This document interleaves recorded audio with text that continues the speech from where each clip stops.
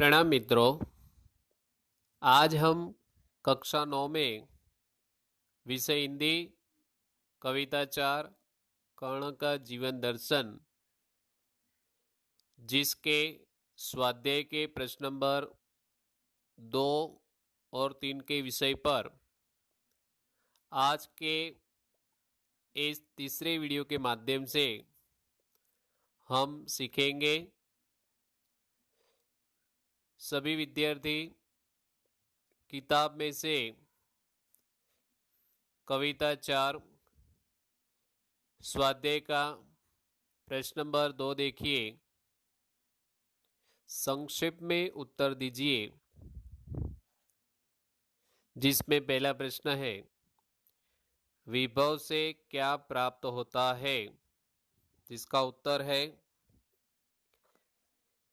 वैभव से मनुष्य को ढेर सारी चिंताएं और थोड़ी सी हंसी खुशी प्राप्त होती है।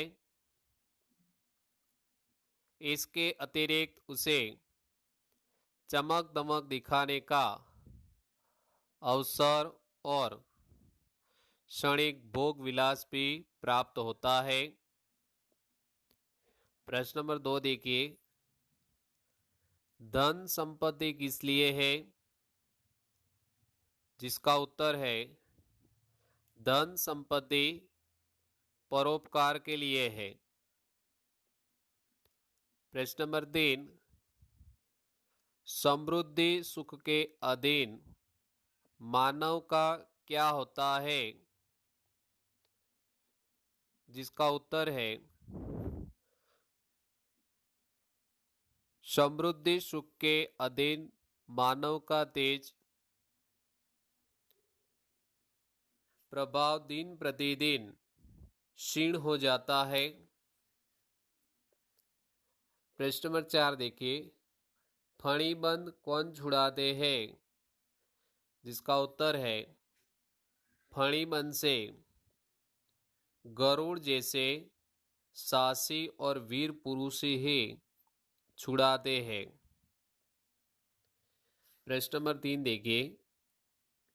निम्नलिखित पंक्तियों का भावार्थ लिखिए।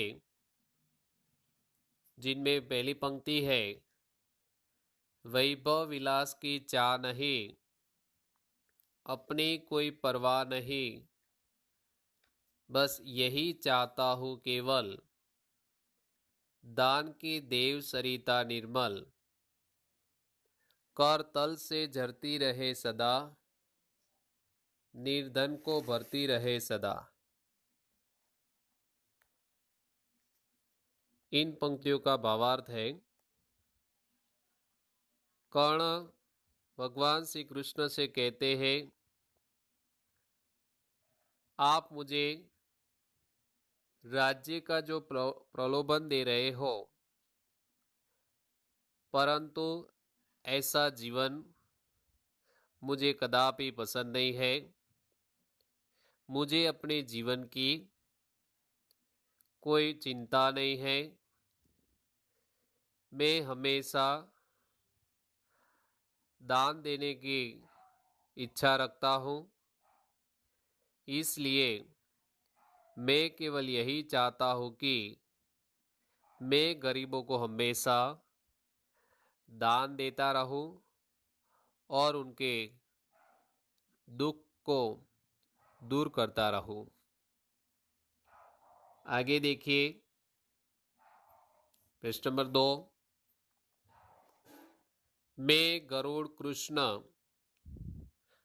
मैं पक्षीराज, सिर पर न चाहिए मुझे ताज, दुर्योधन पर है विपत घोर, सकता न किसी विष उसे छोड़,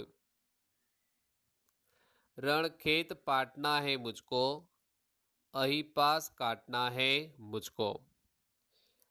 इन पंक्तियों का भावार्थ है, कर्ण भगवान श्री कृष्ण से कहते हैं, इस समय मेरी स्थिति गरुड़ पक्षी के समान है। मुझे राज मुकुट नहीं पहनना है। मेरे मित्र दुर्योधन पर भारी संकट है। युद्ध में मैं उसे छोड़ नहीं सकता। मुझे दुर्योधन के इस नागपाश को काटना है। दुर्योधन को विजय दिलाना है। मुझे गरुड़ की तरह अपनी जिम्मेदारी भी निभानी है।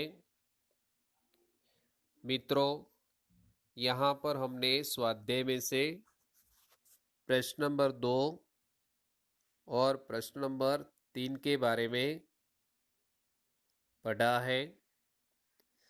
स्वाध्याय में से प्रश्न नंबर 1 जो है ऊंचे स्वर में पढ़िए और वाक्य में प्रयोग कीजिए। यहाँ पर आपको जो किताब में शब्द दिए गए हैं उन शब्दों के वाक्य प्रयोग आपको अपने आप बनाने हैं। इसके अतिरिक्त प्रश्न नंबर 4 में टिप्पणी लिखिए जिनमें पहली है कर्ण की अभिलाषा, दूसरी है कर्ण का मित्र धर्म। आपको इन दोनों प्रश्नों के उत्तर भी अपने विचारों के आधार पर लिखने हैं। प्रश्न नंबर 5 विरोधी शब्द लिखिए। किताब में जो शब्द दिए हैं उन शब्दों के विरुद्धार्थी शब्द आपको अपने आप लिखने हैं। प्रश्न नंबर 6 में निम्नलिखित शब्दों के समानार्थी शब्द कोष्टक में से ढूंढकर उन शब्दों का वाक्य में प्रयोग कीजिए। किताब में जो शब्द दिए गए हैं आपको और शब्दार्थ के आधार पर हमने कविता में शब्दार्थ के बारे में भी पढ़ा था। इन शब्दों के आधार पर आपको समानार्थी शब्द ढूंढकर यह कोष्टक पूर्ण करना है। आपको कविता 4 में स्वाध्याय में गृह कार्य में प्रश्न नंबर 1 से लेकर 6 तक लिखने हैं। हमने प्रश्न नंबर 2 और 3 का अध्ययन किया है।